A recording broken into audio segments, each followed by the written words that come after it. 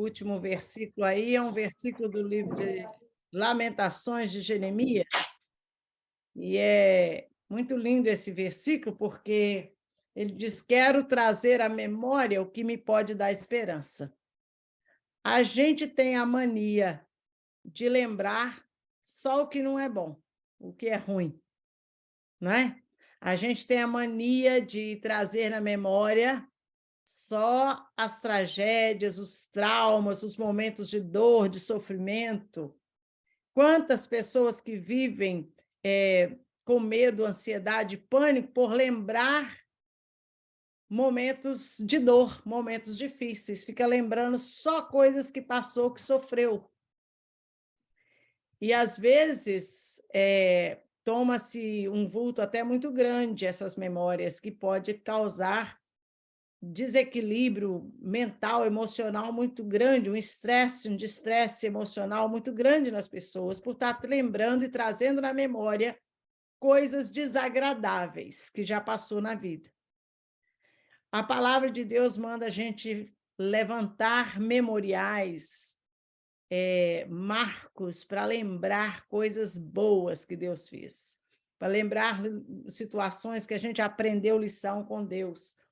Aí, lendo esse texto bíblico de hoje, vocês sabem por quê que eu peguei 10 pedras e subi no alto do morro e fiz um memorial pelos meus irmãos e orei por eles. Porque na Bíblia a gente vai ver várias passagens bíblicas onde Deus manda fazer um altar, um memorial com pedras, e colocava ali uma em cima da outra, e representando os filhos de Israel, e orava e fazia ali um marco. Não tinha nada de poder sobrenatural nas pedras, não tem nada disso. É só um gesto, uma atitude para te lembrar, para fazer um marco ali naquele momento, um memorial, um ato profético diante de Deus naquela situação. Então, a gente vê essa passagem e exemplo disso vários momentos na Bíblia, e foi isso que me inspirou a quando eu subi no Pico das Agulhas Negras, aí na Serra da Mantiqueira, né, no sul de Minas, divisa com São Paulo e Rio. Eu subi lá no alto daquela montanha, e lá em cima eu levantei esse marco, essas pedras, por mim, pelos meus irmãos, pela minha família, porque Deus fez isso e orientou o povo de Israel a fazer isso também. São memoriais, são coisas para lembrar, para marcar, para ficar um marco na nossa história, para não deixar a gente esquecer algo marcante de Deus na nossa vida. Lembrar coisas boas. Eu quero trazer na memória o que me pode dar esperança. O que é que te dá esperança? O que é que te enche o coração de fé? O que é que aconteceu ou que já aconteceu com você, que quando você lembra, quando você pensa naquilo, você fala: puxa vida, Deus foi maravilhoso. E eu quero lembrar disso, quanto que ele foi surpreendente, porque eu vou manter na minha memória esse momento, essa manifestação do amor de Deus comigo, esse cuidado, essa proteção de Deus comigo. Eu vou trazer isso na minha memória para mim jamais esquecer de quem ele é, o que ele já fez por mim. E isso vai alimentar a minha fé, me dar certeza de que ele vai fazer de novo no futuro coisas boas e maravilhosas na minha vida. E é isso que a palavra de Deus ensina a gente a fazer. Samuel estava ali levantando um marco, e ele colocou essa pedra e chamou, deu o nome daquela pedra, Ebenezer, pedra de ajuda, para me ajudar em quê? O que aquela pedra ia ajudar? Ia ajudar o povo de Israel a lembrar do que Deus fez. Toda vez que eles olhassem aquela pedra, aquele local, aquele marco, eles iam lembrar: até aqui, nesse momento da situação, Deus esteve conosco e nos abençoou. Até aqui o Senhor nos ajudou. Então, toda vez que eu olhar para essa pedra, eu vou lembrar que Deus até aqui cuidou de mim, e que daqui para frente ele vai fazer o mesmo. Isso vai me dar esperança. Isso vai me ajudar, me dar força para continuar caminhando, para continuar minha batalha, para prosseguir, para perseverar, para não desistir, não desanimar, porque Deus tem cuidado de mim. Pedro escreve na sua carta dizendo: lançando sobre Deus a sua ansiedade, porque Ele tem cuidado de vós. Ele tem cuidado de mim até hoje. Eu estou viva, eu estou com saúde, não me falta o pão na mesa, o pão nosso de cada dia, o ar que eu respiro. Eu tenho a bênção de Deus até hoje, Deus tem me ajudado.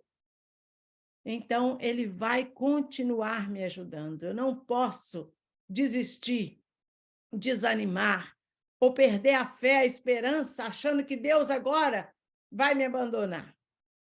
Eu já contei aqui para vocês várias vezes que eu brinco muito com o César, quando ele começa a preocupar demais com o Benjamin, não quer dizer que eu não preocupo, viu, gente? Que eu preocupo também. Tem hora que o coração humano da gente, né? Naturalmente, a gente às vezes preocupa demais com certas situações. E quando eu preocupo muito com o Benjamin, o César preocupa e começa a falar demais, preocupado, como é que vai ser e o futuro. Eu falo assim, Deus até hoje cuidou, deu tudo que nós precisamos para cuidar dele. Agora Deus vai virar as costas e vai embora e dizer, daqui para frente, te vira, é com você. Eu brinco falando assim, para tipo dar um choque, cair a ficha, né? Até hoje Deus tem cuidado de nós e tem nos ajudado. Não é agora que Deus vai virar as costas e falar, daqui para frente, o problema é seu, te vira. Esse não é o Deus que a gente conhece. Se Ele tem cuidado de nós até hoje, até agora, até aqui, se Ele tem nos dado a graça, a provisão, a saúde, sustento, Deus tem nos dado a sabedoria, Deus tem nos dado tudo que nós precisamos até hoje, então daqui para frente, ainda mais, Ele vai continuar, sabe por quê? Porque Ele não deixou de ser Deus, Ele não muda, nele não há mudança nem sombra de variação. O tempo hoje está quente, amanhã está frio, mais ou menos, tem variação na temperatura. As pessoas também têm variação e mudança de humor. Hoje eu estou bravo, hoje eu estou calmo, hoje eu estou feliz, hoje eu estou com raiva. Hoje fala comigo, hoje nem me olha. Mas Deus não tem mudança. Ele é Deus. Ele é ele é único, ele permanece o mesmo. Ele não mudou e não vai mudar. Ele continua sendo fiel todos os dias da nossa vida. Que coisa linda servir a um Deus que não muda. Ele é e sempre será. Ele foi no passado, ele é no presente e ele será eternamente Deus perfeito, que nos ama, que cuida de nós. A promessa e a palavra dele não muda. Quem muda somos nós. Se eu hoje não estou vendo manifestações e milagres de Deus na minha vida, talvez eu não estou crendo tanto que eu deveria crer. Talvez antes eu crie, agora eu estou mais querendo, racionalizando mais, querendo saber mais coisa, ter mais resposta antes de crer. A Bíblia diz que nós temos que ser como a criança, que a fé da criança é simples. A criança simplesmente crê. O pai dela está lá embaixo, ela pula, ela não quer saber, ela tem certeza absoluta que ele não vai deixar ela cair, que ele vai segurar, vai agarrar ela. Nem tem dúvida. Mas depois que ele cresce um pouco mais, você fala, pula, depois de adulto, pula. Ah, você tá aí, você vai aguentar? Você vai me segurar? Você vai aguentar me segurar? Começa a fazer um monte de perguntas, né? Assim, a gente, antes, no início da nossa caminhada com Deus de fé, a gente crê simplesmente. Depois a gente começa a questionar, perguntar, querer achar explicação demais para as coisas e acaba atrapalhando a nossa fé. A fé, ela tem que ser simples. Crer. Não tem lógica, não tem porquê, não tem explicação nem razão. Creio. Eu creio em Deus e creio no seu poder e creio em Jesus, creio na palavra de Deus. E eu vivo essa experiência de fé. Samuel estava levantando um memorial, um marco, para deixar para o povo de Israel, para deixar para as futuras gerações, principalmente. Porque quem viveu a experiência ainda ia lembrar daquela experiência por muito tempo. Mas a futura geração ia precisar de alguma coisa para lembrar eles aquele marco. Que não é verdade? O que Moisés passou em frente do Mar Vermelho, quando a água se abriu e eles passaram a pé enxuto dentro do mar. Quem passou com Moisés dentro daquele mar, experimentou aquela situação sobrenatural de livramento de Deus, nunca mais esqueceu. Mas e depois de anos e anos, 40 e tantos anos, 50 anos depois, a nova geração, aqueles que nasceram depois do Mar Vermelho, cresceram e viraram adulto, os pais que passaram pelo mar morreu, a futura geração que não experimentou a passagem pelo mar, será que eles ainda iam acreditar e lembrar dessa manifestação sobrenatural de Deus por quanto tempo mais? Porque a tendência da humanidade é esquecer. Nossa memória é curta e a gente esquece facilmente. Deus mandou a gente levantar memoriais, marcos, para lembrar. Há uma passagem que diz: ergue marcos e finca postes que te guiem, porque o Senhor é que passa diante de ti. Então, quando acontecer alguma coisa, você faz um marco, você bota um poste, você finca uma estaca ali para lembrar, Deus aqui falou comigo. Mais na frente, Deus te dá outra experiência, uma cura, você bota outra, Deus aqui me curou. Mais na frente, fala, Deus aqui fez isso assim, assim comigo. Você estabelece pontos de referência para lembrar os feitos de Deus na sua vida. São como sinais de trânsito na estrada da vida.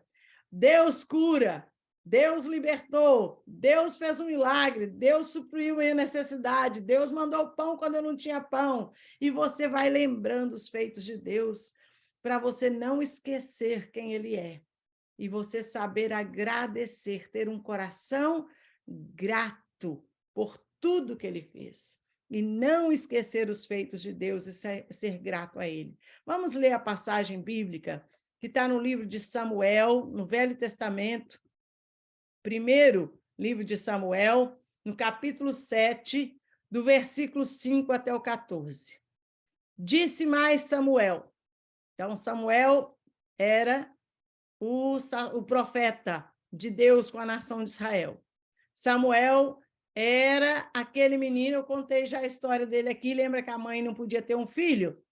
Ana, e ela estava orando, pedindo a Deus um filho, Deus deu, ela prometeu que daria o filho para Deus, ele foi criado dentro do tabernáculo, lá do templo, junto com o profeta Eli, e ele aprendeu a função de profeta, e ele se tornou um profeta de Israel, Samuel. Aqui já é a idade adulta, ele já como profeta.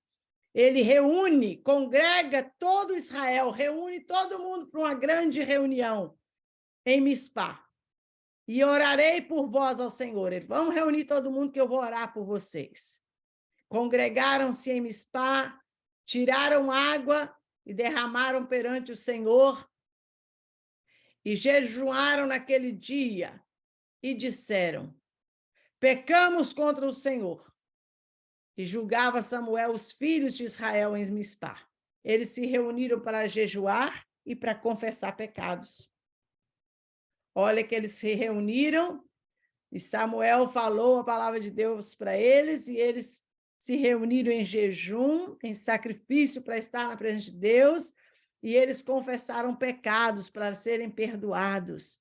Quando a gente vai buscar ao Senhor, é importante a gente sondar o coração, se tem alguma coisa que a gente fez naquele dia, a gente magoou alguém, a gente ofendeu alguém, falei o que eu não devia, fiz alguma coisa que ofendeu o coração de Deus, entristeceu o coração de Deus. Então, sonda o nosso coração, pede perdão, clama o perdão pelo sangue de Jesus.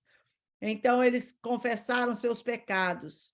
E Samuel julgava os filhos de Israel, porque, além de profeta, ele era ali um juiz. As pessoas vinham a ele para resolver os problemas. Ah, mas ele fez isso assim, assim, e machucou o meu cavalo. Ah, mas ele também fez assim, assim, que matou minha galinha. Então, esses problemas que aconteciam no dia a dia, o povo vinha para o sacerdote ou para o profeta ouvir os dois lados da história e dar um veredito, julgar a situação do jeito que fosse melhor. Então, ele julgava os filhos de Israel ali naquele lugar. Os filisteus eram os inimigos e eles viviam tentando atacar Israel. E aqui estava mais uma situação em que eles estavam para querendo destruir a nação. Ouvindo, pois, os filisteus que os filhos de Israel estavam congregados em Mispá, os filisteus ficou sabendo, sempre tem os espias, que eles estavam reunidos, subiram os maiorais dos filisteus contra Israel, o que, ouvindo os filhos de Israel, temeram por causa dos filisteus. Então, os filisteus se reuniram, os maiorais, os maiores, os mais fortes, os mais importantes, e foram lá para enfrentar o povo de Israel. Quando o povo de Israel ficou sabendo que os inimigos estavam vindo, eles, o que aconteceu? Diz aqui a palavra-chave, eles tiveram medo, eles temeram, eles tiveram medo daquela situação, medo de que os filisteus viessem destruí-los, medo que os filisteus pudessem atacá-los, tiveram medo. A falta de fé gera medo, gera insegurança. Eles não tinham a certeza que Deus ia cuidar e proteger deles. Então, tiveram medo do inimigo. Quando a gente não tem certeza se a nossa defesa é boa o suficiente, a gente tem medo. Se a gente não tem certeza que a gente está protegido, a gente tem medo, né? Então, o medo, ele vem por causa de falta de fé, por insegurança, não ter certeza que se vai conseguir vencer aquela situação. Tiveram medo dos inimigos. Pelo que disseram os filhos de Israel a Samuel, não cesses de clamar ao Senhor, nosso Deus, por nós, para que nos livre das mãos dos filisteus. Foram correndo para o profeta, não para de orar, não. Fala com Deus todo dia, toda hora aí por nós, pede a Deus para nos livrar, pede a Deus para nos ajudar, pede a Deus para nos livrar da mão desses inimigos. Você clama a Deus e pede a Deus alguma coisa por nós. E eles foram buscar a ajuda de Deus. Então, Samuel tomou um cordeiro. Mais uma vez aqui a história do cordeiro. Samuel pegou um cordeiro que ainda mamava, pequenininho, sacrificou inteiro em holocausto ao Senhor, matou o cordeiro pelo perdão dos pecados e colocou no holocausto, e coloca fogo no altar, e ele foi totalmente em holocausto, significa queimado, sacrificado a Deus. E Samuel clamou, lembra que isso aqui é antes da vinda de Jesus, quando ainda se oferecia sacrifício de cordeiro, de animal, para perdão dos pecados. Então, Samuel estava fazendo isso para pedir a Deus perdão para o pecado do povo, para que o pecado do povo não atrapalhasse Deus de dar vitória para o povo de Israel. Então, era preciso confessar, está todo mundo bem com Deus. Então, Samuel fez uma oferenda para perdão de pecados, para que Deus pudesse ouvir a oração deles e mandar o livramento, e mandar a bênção para eles, livrar eles da mão dos inimigos. E clamou Samuel, orou, clamou. Muito forte, clamar é mais do que uma simples oração. Clamou Samuel ao Senhor por Israel. E o que aconteceu quando Samuel orou e clamou? O que Deus sempre faz, o que é? O Senhor lhe deu ouvidos. Ouvidos. Deus escutou a oração. Deus ouve a nossa oração. Ele dá atenção ao nosso clamor. Ele presta atenção aos nossos pedidos. Samuel primeiro pediu perdão pelos pecados, ofereceu o sacrifício de cordeiro. Primeira coisa para ter nossas orações respondidas, confessar os nossos pecados e clamar pelo Jesus, que é o Cordeiro de Deus que tira o pecado do mundo, pelo sangue de Jesus sobre a nossa vida. E aí, então, limpos, purificados, perdoados os nossos pecados pelo sangue de Jesus, nós oramos e clamamos. E quando nós oramos e clamamos, Deus ouve, Deus responde. E aconteceu, sucedeu que, estando Samuel sacrificando o holocausto, os fariseus, os inimigos fariseus, desculpa, não é fariseu, filisteus, eu estou com fariseus, era de Jesus, no tempo de Jesus, tá? Eu estou só trocando os nomes aqui por causa do F. Então, os filisteus, que eram os inimigos naquele tempo, chegaram à peleja contra Israel, chegaram para atacar Israel. Eles chegaram prontos para atacar e destruir. E trovejou o Senhor aquele dia com grande trovoada sobre os filisteus e os aterrou de tal modo que foram derrotados diante dos filhos de Israel. Olha o que aconteceu. O povo apenas orou e clamou a Deus. Eles estavam na presença de Deus. Eles ofereceram o sacrifício do cordeiro. Eles estavam na posição certa, no lugar certo, que era a presença de Deus. E eles clamaram a Deus. E olha, quando a gente está na posição certa, na presença de Deus, a gente clama, Deus responde. E às vezes Deus responde de maneira sobrenatural. Olha o que Deus fez. Mandou trovões, uma trovoada. Se houve trovões, houve chuva, tempestade, houve muito, ali uma grande, de tal maneira que derramou de tal modo que eles foram derrotados diante dos filhos de Israel. Os filisteus levaram uma trovoada, uma chuvarada, uma tromba d'água, sei lá o que foi que aconteceu, que a Bíblia só fala trovoada e trovejou tão grande que eles foram derrotados. O povo de Israel não precisou nem lutar, não precisou nem entrar na guerra. Foi Deus que entrou e venceu essa guerra por eles. Os homens de Israel saíram de Mispá e perseguiram os filisteus saíram correndo, desesperados daquele lugar. E os homens de Israel correram, perseguiu eles e os feriram até debaixo de Bet-car, que é outro local naquela região, naquela localidade. Os filisteus fugiram apavorados e os soldados de Israel puderam correr atrás e perseguiram eles e alcançaram eles e derrotaram eles.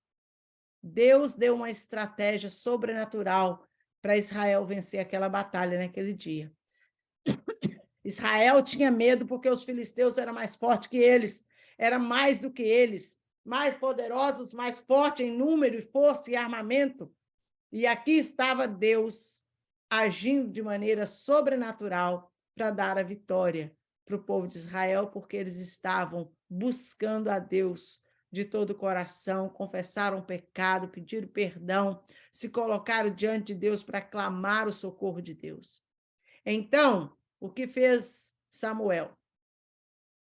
Diante dessa situação toda, quando todos eles viram, visivelmente presenciaram uma manifestação sobrenatural do cuidado de Deus com eles, da proteção de Deus para eles. Quando eles estavam com medo que não iam vencer, Deus vem e faz tudo por eles. Então Samuel tomou uma pedra. Ele pegou uma pedra ali naquele lugar e pôs em Mispá e Sem, naquela localidade, e chamou o nome daquela pedra de Ebenezer. Ebenezer. E ele disse, até aqui nos ajudou o Senhor. Por isso é muito comum você ouvir as pessoas falar, Ebenezer, até aqui nos ajudou o Senhor. Não é que a palavra Ebenezer, como explicou bem o comentarista, que essa palavra significa até aqui nos ajudou o Senhor. A palavra significa pedra de ajuda. É para ajudar o povo de Israel a lembrar. Lembrar o quê? Lembrar essa mensagem aí, ó, de que até aqui nesse lugar em Mispá, até aqui onde nós chegamos, Deus nos ajudou. Até aqui, Deus fez o sobrenatural. Até aqui, Ele lutou as nossas batalhas por nós. Até aqui, Ele nos deu proteção. Até aqui, Ele tem nos dado pão nosso de cada dia na nossa mesa. Até aqui, Ele tem sido nosso sustento. Até aqui, Ele tem provado que Ele me ama, que Ele cuida de mim, que Ele me guarda e guarda a minha família. Até aqui, Deus tem estado comigo. Até aqui, Deus está fazendo um milagre na minha vida. Então, eu só tenho que me encher de quê? De esperança e trazer à memória o que Ele já fez até aqui. Para eu saber que daqui para frente não vai ser diferente. Daqui para frente, ele vai continuar sendo Deus na minha vida. Daqui para frente, ele vai continuar fazendo milagres na minha vida. Daqui para frente, ele vai continuar abrindo portas na minha vida e abençoando minha vida, porque eu vou continuar buscando a ele, estando na presença dele, caminhando com ele. Eu vou perseverar de estar servindo a ele e de estar na presença dele. Até aqui nos ajudou o Senhor. Por isso nós estamos alegres. Até aqui o Senhor nos ajudou. E nós temos motivo de celebrar, de alegrar, motivos de agradecer, motivo de recordar, motivos de ter fé, de renovar a esperança. Assim, os filisteus foram abatidos, derrotados, e nunca mais vieram aos termos de Israel. Nunca mais eles vieram perturbar Israel. Portanto, foi a mão do Senhor contra os filisteus todos os dias de Samuel. Foi Deus, a mão de Deus e não do homem. Não foi a força bélica de Israel, não foi o armamento de Israel, não foi a força dos soldados, não foi a artilharia, cavalaria, não foi nada de Israel que venceu os filisteus, mas foi a mão poderosa de Deus. Deus agiu sobrenaturalmente, com trovoadas, com a manifestação sobrenatural que deixou os filisteus apavorados que fugiram. Não foi a primeira vez que Deus fez isso para Israel. Josué venceu Jericó, a cidade mais fortificada da época, com Deus dando a ele uma estratégia. Sem guerra, ele venceu a cidade. Nós vemos muitas e muitas outras histórias, como que Deus, de maneira sobrenatural, Gideão, tocando buzina e quebrando um vaso de barro, Gideão conquistou todos os midianitas. Tantas histórias de que Deus deu a vitória ao seu povo de maneira sobrenatural, não pelos meios naturais. E significa que a gente precisa crer e esperar o sobrenatural de Deus, porque ele faz. Às vezes nós estamos esperando Deus responder pelos meios naturais.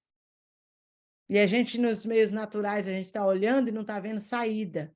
Aí a gente começa a ficar com medo, começa a ficar apavorado, só vê o tamanho do inimigo, a força do problema, o tamanho da dificuldade. A gente começa a ficar com o olho só no problema, na dificuldade, nas questões naturais à nossa volta. E nós esquecemos de olhar o tamanho do nosso Deus, pela força dele, quem ele é e o que ele já fez e o que ele é capaz de fazer. Alguém já disse, e eu gosto da expressão, não fique falando para Deus os seus problemas. Fale dos seus problemas o tamanho do seu Deus. Não fique falando para Deus o tamanho do seu problema. Fale para o problema o tamanho do seu Deus. Porque o seu Deus pode o impossível, pode o sobrenatural, pode o invisível, pode aquilo que ninguém espera. Ele pode todas as coisas. Então, as cidades que os filisteus tinham tomado de Israel foram devolvidas a Israel, restituídas, desde Ecrom até Gade, e até os seus termos, Israel arrebatou da mão dos filisteus. Eles recuperaram tudo que os filisteus tinham pegado deles, Deus devolveu para eles. E houve paz entre Israel e os amorreus. Houve paz, porque Deus estava ali agindo de maneira sobrenatural. Queridos, quando nós cremos em Deus, nesse Deus todo-poderoso, Criador dos céus e da terra, que mandou o seu Filho Jesus para nos morrer por nós e nos dar salvação, tudo é possível. Deus pode fazer o que ninguém jamais imaginava que poderia acontecer. É esse Deus que nós cremos, é esse o Deus que nós servimos e adoramos. E é esse Deus que eu convido você a depositar total confiança. Lembra tudo que ele já fez na sua vida. Pega um caderninho, faça dele o seu caderninho de oração. Eu tenho um caderninho que carrego comigo, já tem. Vai por volta uns 40 anos por aí que ele anda comigo. Eu anoto ali meus pedidos pessoais de oração, coisas assim que eu estou passando na vida, na família, situações que são que naquele momento está sendo difícil para mim eu enfrentar. Eu anoto a data, dia tal, e o que é que eu estou pedindo para Deus.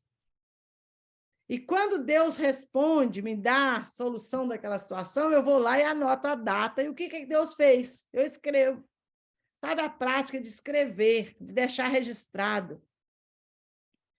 E é interessante, toda vez que eu vou lá no caderninho para anotar um pedido, um problema que eu estou precisando de orar, mais alguma coisa pessoal, eu gosto de folhear as páginas antigas e ver tudo que Deus já fez. E é engraçado ler, porque eu leio lá um negócio assim, que eu pedi a Deus que era um problema sério na época, eu estava sofrendo. Aí eu vejo como é que Deus resolveu aquilo de maneira tão fácil, como eu nunca imaginava. Eu olho e falava assim, aquilo era um problema tão difícil para mim, Deus fez aquilo parecer nada. Aí eu paro e penso, será que o problema é que hoje eu estou aqui orando parece estar me engolindo, ser um monstro que vai me engolir vivo? Será que amanhã eu não vou estar olhando para ele e rindo? Porque eu vou estar vendo o que Deus já fez e falar, puxa vida, aquilo parecia um problemão. Deus resolveu o café pequeno para Deus. Deus resolveu aquilo tão facilmente. Eu não via saída, Deus me mostrou uma saída. Isso fortalece a gente. Eu gosto porque enche o meu coração de confiança, de fé, sabe? Enche, porque dá esperança. Quando eu vou lá anotar um novo problema, eu olho os de trás e é o meu marco, é a minha pedra, é Ebenezer, para me lembrar, ajudar a lembrar o que Deus já fez. E aí eu tenho me encho de fé, de esperança e digo, tá aqui, Jesus, mais uma coisa que eu vou anotar para mim poder ver o seu milagre. Estou aqui escrevendo porque eu quero ver o que o senhor vai fazer dessa vez. E eu já contei aqui várias vezes a expressão que eu falo com Deus quando tem situações que parece que não tem saída. Eu falo para Deus assim, olha, quando não tem mais nada que eu possa fazer, humanamente falando, não tenho mais alternativas, já fiz tudo que eu podia naquela situação, eu falo com Deus assim, eu vou sentar no camarote, vou assistir, vou ficar quietinha, porque a palavra de Deus diz, aquietai-vos e sabei que eu sou Deus. E a gente ficar quieto quando o coração está apertado, agoniado, preocupado, é difícil a gente acalmar o coração, que Deus vai resolver a situação. É difícil, eu sei. E eu falo com Deus, eu vou sentar no camarote aqui da fé, sabe aqueles camarotes caros que o povo paga caro, lugar especial para assistir um show? Eu falo com Deus que eu sento no camarote da fé, porque eu vou ficar paradinha, sentada, esperando para ver o show que ele vai dar naquela situação, porque eu sei que ele vai agir. E quando ele age, é um show digno de se assistir e ver a ação de Deus na nossa vida. E aí eu só tenho que aplaudir, elogiar, agradecer, encher meu coração de gratidão pelos feitos de Deus na minha vida. Queridos, o Deus que nós servimos é um Deus que nos ama.